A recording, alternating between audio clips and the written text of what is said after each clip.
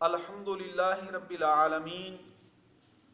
والصلاة والسلام علی سید الانبیاء والمرسلین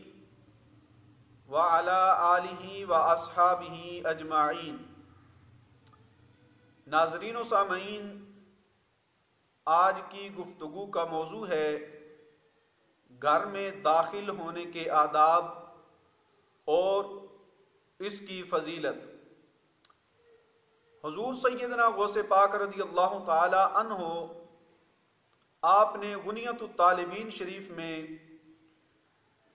اس بات کو لکھا ہے، فرماتے ہیں کہ بندہ اپنے گھر میں داخل ہونے سے پہلے دروازے پر رک کر کھنکارے، پھر گھر میں داخل ہوتے وقت یہ پڑھے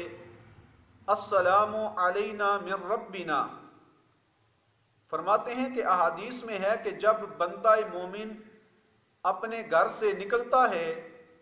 تو اللہ تبارک و تعالی اس بندہ مومن کے دروازے پر دو فرشتے مقرر فرما دیتا ہے جو اس بندہ مومن کے مال اور اس کے گھر والوں کی حفاظت کرتے ہیں، اور فرمایا کہ شیطان فرشتوں کے مقابلے میں بندہ مومن کے دروازے پر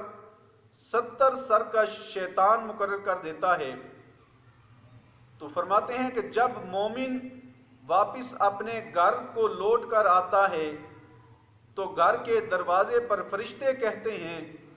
یا اللہ، اگر یہ حلال کمائی کر کے آیا ہے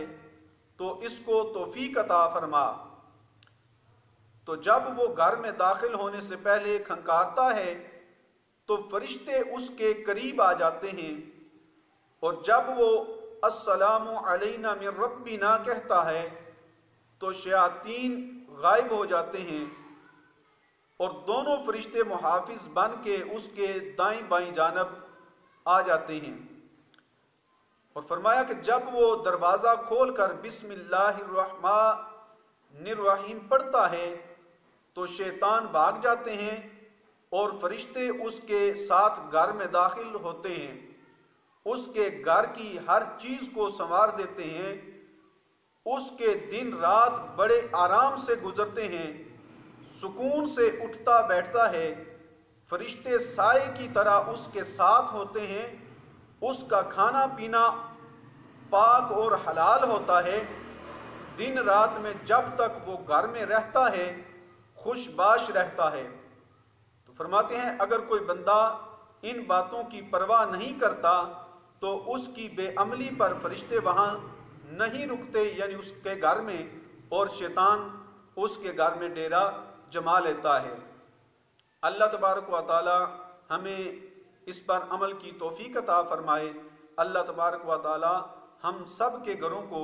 شیطان سے محفوظ فرمائے۔